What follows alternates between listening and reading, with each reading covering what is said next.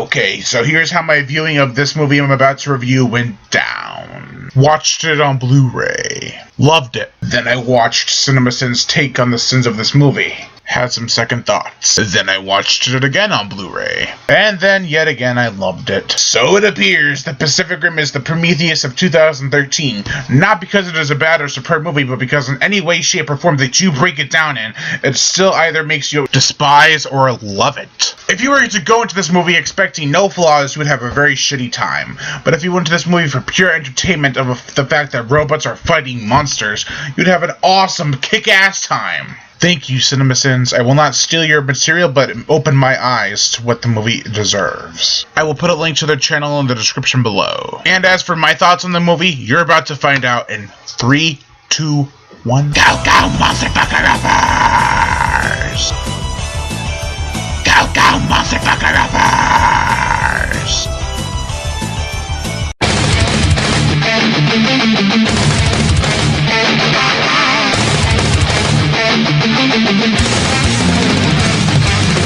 Welcome to the horror show.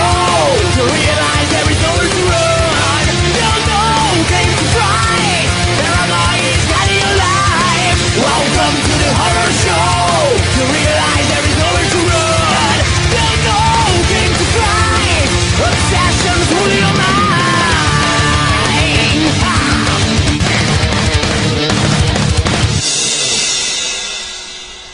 Pacific Rim on the Blu-ray and DVD combo pack with a very cool lenticular cover.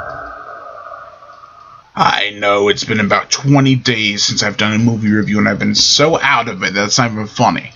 But I'm coming back at full force. I'm not going to be doing a lot of Christmas horror-related reviews because I don't have many to go off of.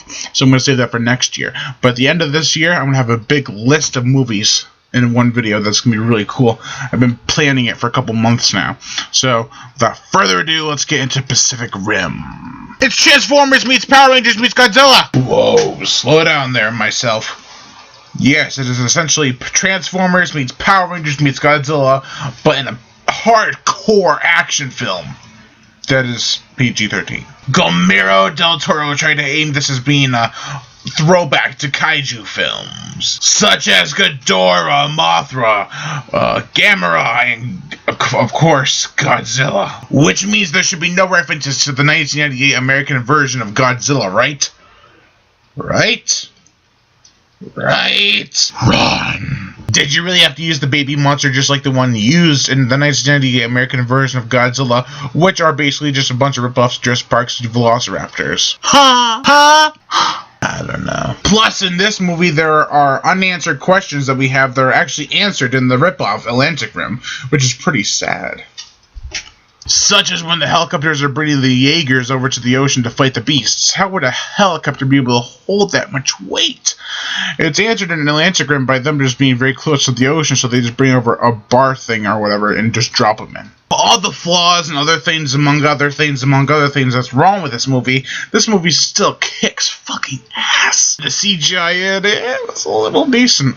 I mean, it's a lot better than people in rubber monster suits, but then again, I can't complain because I love it either way. Rubber suits or CGI. It seemed like they tried way too hard to make this a kaiju film, and it just turned out to be likable. Not really great, not superb, but likable. I was going to give this a 3.5 out of 5, but then I realized, after seeing a lot of as opposed to this,